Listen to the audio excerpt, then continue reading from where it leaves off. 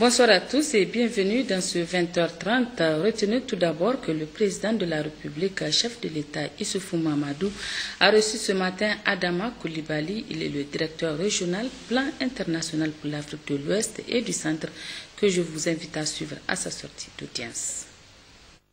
C'était de remercier son Excellence pour tout l'appui que lui-même et le gouvernement du Niger donnent à Plan ici au Niger et l'accompagnement qu'on nous donne à longueur de journée. On voulait très sincèrement remercier les autorités nigériennes pour cet appui constant.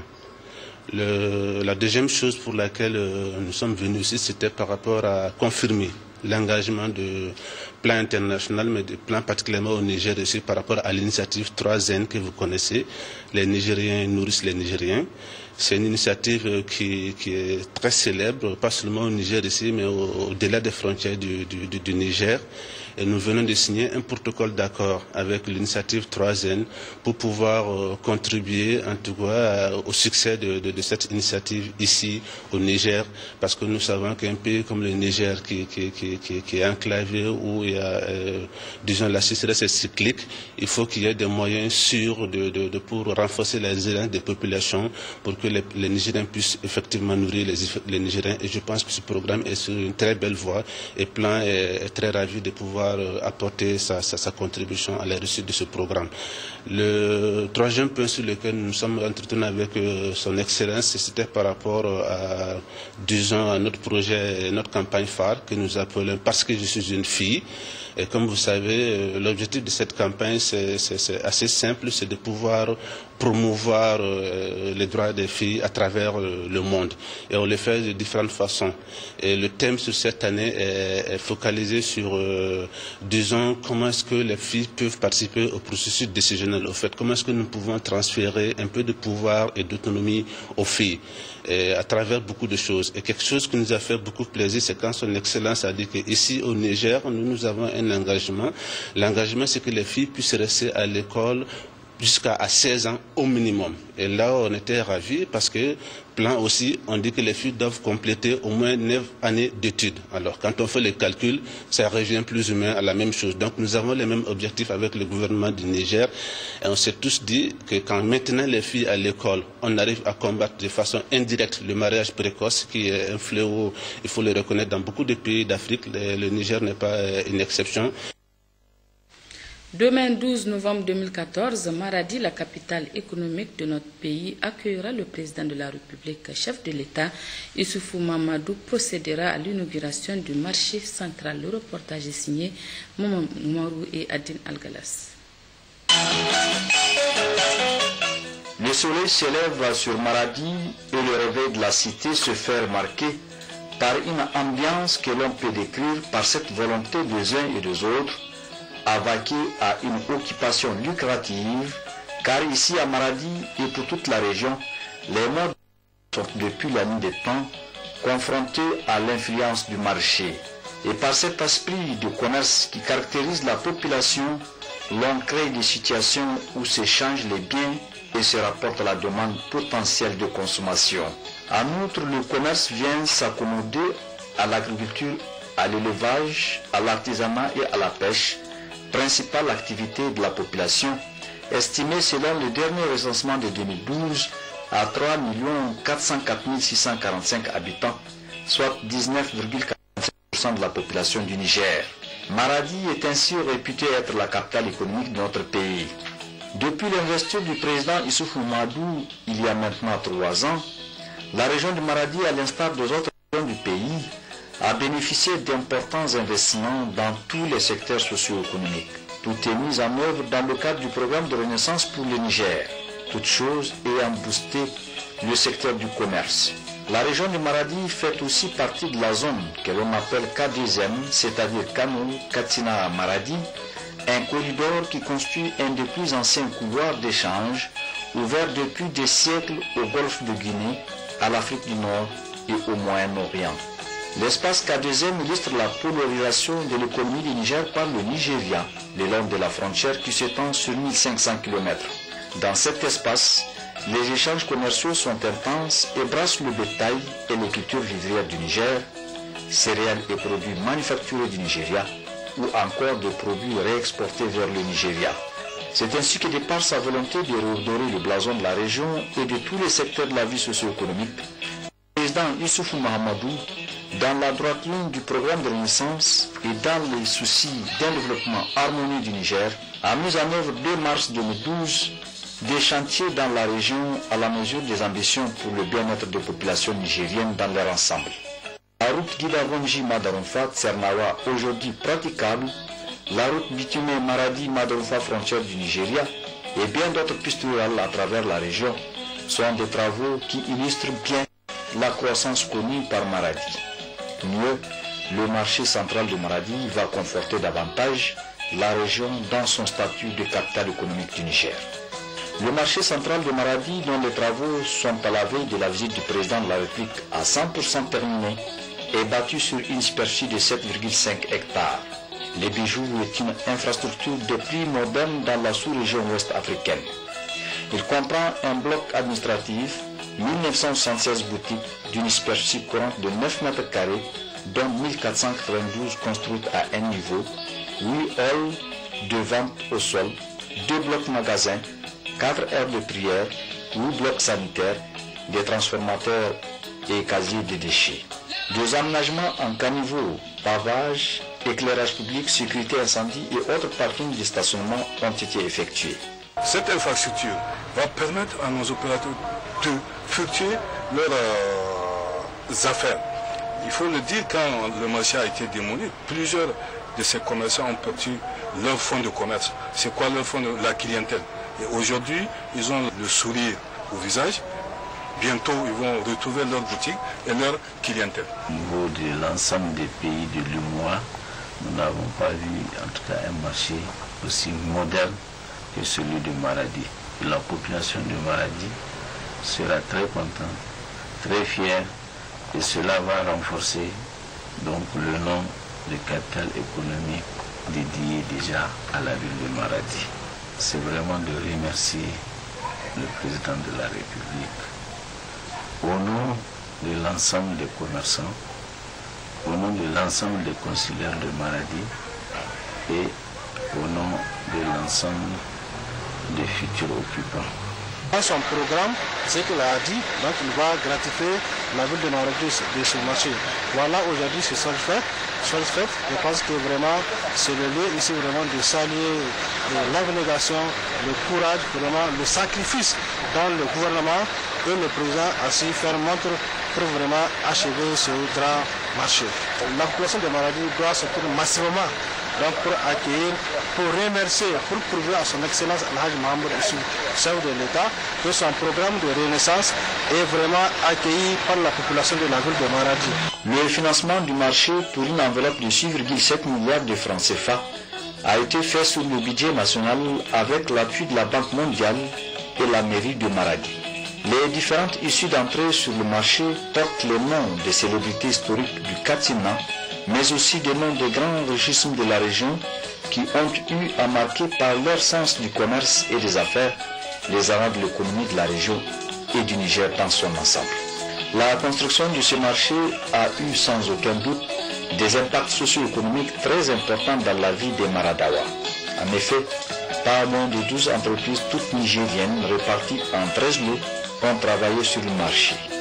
850 emplois temporaires ont été créés sur une période d'1 an. Aussi, la région de Maradi, voire le Niger, verra le développement des échanges commerciaux et partant l'amélioration des recettes municipales.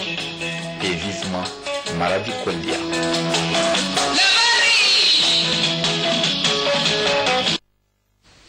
À l'Assemblée nationale, poursuite des travaux en commission générale permanente de la deuxième session ordinaire au titre de l'année 2014, dite session budgétaire pour l'étude du projet de la loi des finances budgétaires 2015.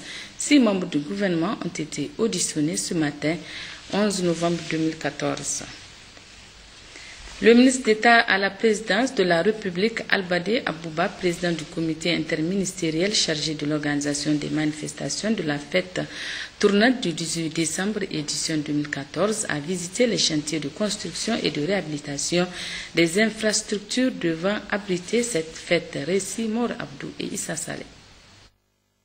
Pour cette première journée de la visite de 48 heures du ministre d'État à la présidence, président du comité interministériel des préparatifs d'organisation de la fête tournante du 18 décembre qui va se tenir cette année à Dosso, M. Albadé Abouba en compagnie du gouverneur de la région de Dosso, M. Abdullahi Issa, entouré pour la circonstance de ses plus proches collaborateurs et en présence du président du conseil régional, M. Himamou Kaila, a débuté ses visites par le chantier de la garde nationale, puis à la tribune officielle plan A, en passant par la case présidentielle, au chantier de Sofakole où les travaux sont de 50 à 65%, puis à la maison des jeunes et de la culture MJC Garbaloga, direction régionale de la police nationale, avant de terminer cette première journée par la résidence du gouverneur. Partout où il est allé, le ministre d'État à la présidence, président du comité interministériel des préparatifs d'organisation de ce grand événement légendaire pour la cité de Jarmakoy, pour la région de Dosso et même pour le Niger en général. M. Albadé Abouba attire l'attention des entrepreneurs à multiplier d'efforts par une accélération à double vitesse des travaux afin d'atteindre les résultats escomptés, c'est-à-dire réceptionner tous les ouvrages à la date prévue du délai contractuel. D'où les entrepreneurs assurent la confiance du ministre d'État Albadé Abouba. Notons enfin que ces visites du président du dit comité se poursuivent activement à Dosso. L'hôtel Gawé de Niamey sert de cadre depuis ce matin à la tenue d'une réunion sous-régionale sur la réforme pénitentiaire dans les pays du Sahel. Cette réunion organisée par l'Office des Nations Unies contre la drogue et le crime en collaboration avec le ministère de la Justice grâce au financement de la République d'Autriche et plusieurs autres pays amis a été présidée par le ministre en charge de la question, Moro Amadou. Détail Mariam Dakou et Bachir Rabou. Faire l'état des lieux des prisons dans la région du Sahel à travers une présentation de la situation des maisons d'arrêt du point de vue des administrations pénitentiaires, parler des questions sécuritaires et leurs impacts sur l'administration pénitentiaire ou encore discuter du cadre juridique international sur le traitement des détenus. Ce sont entre autres questions sur lesquelles vont se pencher les participants à cette réunion sous-régionale sur la réforme pénitentiaire dans les États du Sahel. L'approche de l'ONUDC est d'avoir une approche exhaustive de cette réforme, couvrant toute la chaîne de la justice pénale, y compris le système pénitentiaire. Je souhaite que cette réunion nous donne l'occasion d'avoir des discussions franches de ce qui se passe dans nos prisons au Sahel et de diriger nos esprits à la recherche de solutions à certains des problèmes les plus endémiques. Le représentant de l'OMS, représentant le coordonnateur résident du système des Nations Unies au Niger, se réjouit de la tenue de ces assises dont la pertinence du thème n'est plus à démontrer, tout en rappelant le changement constaté grâce à l'organisation des États généraux de la justice en 2012 et l'impact de la mise en œuvre du PDS volet accès des citoyens à la justice. Le ministre de la Justice, garde des Sceaux, a souligné l'importance de cette rencontre sous-régionale. L'objectif de la présente rencontre s'inscrit dans le cadre de la contribution de l'ONUDC à la stratégie intégrée des Nations Unies pour le Sahel, car, outre la lutte contre la corruption, le terrorisme et la criminalité organisée, la réforme de la justice pénale, y compris pénitentiaire, fait partie intégrante du mandat de l'ONUDC. Cette rencontre vient à point nommé. Elle constitue un hommage au leadership du président de la République, M. Issoufou Mahamadou, dont le programme de gouvernement vise notamment à bâtir un système de justice pénale fiable, sûr, efficace et crédible, conforme aux normes et standards internationaux. Cette réunion de 112 heures des États du Sahel sur la réforme pénitentiaire permettra certainement de trouver les voies et moyens pour améliorer les conditions de séjour de la population carcérale. À Tawa, la zone pastorale nord de la région a constitué la troisième étape de la mission de préévaluation de la campagne agro-silvopastorale et hydraulique 2014 du ministre de l'Énergie et du Pétrole, Foumakouaï Gadou, compte rendu Lawal Sini et Sandanataï. zone pastorale par excellence Tilia, Tassara, Tinta et Abalak, risquent d'être confrontés à un déficit fourrager cette année. En outre, la visite du ministre de l'Énergie et du Pétrole, Fumo Kwegado, au niveau des magasins de stock d'aliments pour bétail, des stations de pompage et puits pastoraux, a fait ressortir qu'en dehors du pâturage, l'alimentation en eau du cheptel est une autre importante préoccupation. Une préoccupation du reste largement partagée par les responsables des services techniques, les autorités administratives, communales, coutumières et les membres de la délégation ministérielle lors des réunions bilan provisoires des départements. Entre autres raisons qui expliquent cet état de fait, mouvement des animaux des zones déficitaires vers les zones plus ou moins excédentaires, ce qui du coup entraîne la surcharge ou la surexploitation de pâturage, mais aussi et surtout la mauvaise gestion des stations de pompage par le comité de l'eau. Autre préoccupation soulevée sont aussi le nombre de cas élevés de feux de brousse, le retard dans le déblocage des fonds destinés à la réalisation des bandes parfaites et les termes d'échange ne sont pas en faveur des éleveurs car l'offre est supérieure à la demande sur les marchés locaux. En tout état de cause, des mesures urgentes seront prises par le gouvernement pour accompagner les efforts des producteurs ruraux, a rassuré le ministre de l'Énergie et du Pétrole, Fumo Kwegado.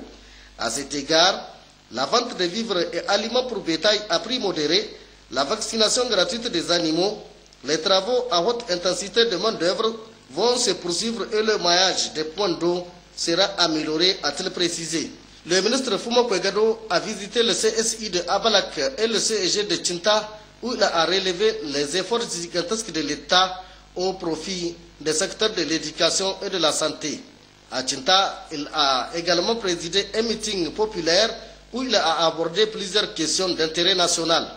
Il a enfin visité la ferme de l'espoir d'Abalak pour encourager le fermier Ibrahim Abdoulaye pour ce bel exemple de réussite de l'initiative 3N par notamment la production du lait. Lancement hier à Zender de la campagne nationale de salubrité à travers les activités génératrices de revenus. C'est le ministre de l'Environnement, de la salubrité urbaine et du développement durable, Ada Chifou, qui a procédé au lancement de cette campagne. Précision, Lawali Babale et Jamila Amadou.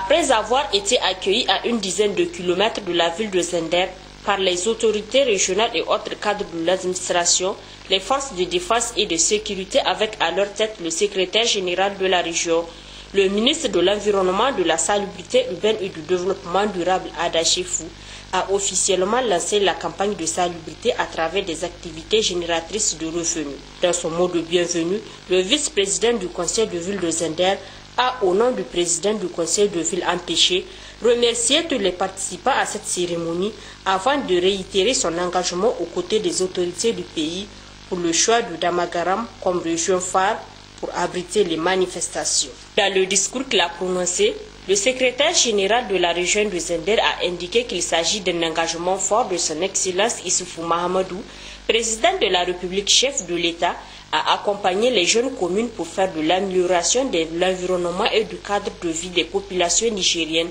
une réalité.